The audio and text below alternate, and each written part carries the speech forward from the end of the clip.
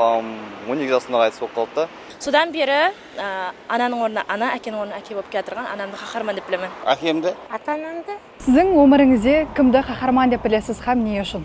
Ата-анамды дүнияға келтірген үшін. Әке жанымды өзімнің, себебі ол мен үшін қаһарман инсан. Менің әкем. Менің қаһарманым өзім ата-анам. Өмірлік жолдасымды қаһарман деп білемін. Себебі біздерді, перзенттерімізді ауыр минетлерменен перзенттерімізді бағып атырған үшін келешегімізді жаратып береді да, соның үшін. Біз 9 перзентпіз, соның үшін сол 9 перзентті ақ жуып тарап, соларға жақсы тәрбие берген үлкен бір қаһарман деп ойлаймын ата-анамды. Папам мені оқытып жатыр. Қазір китайскийде оқытпан.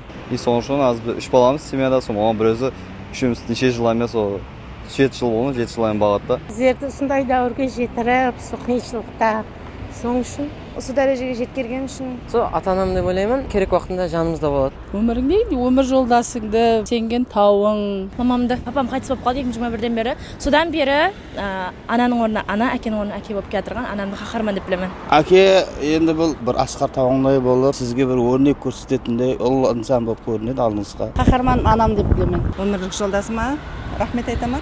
Анажан сау бол.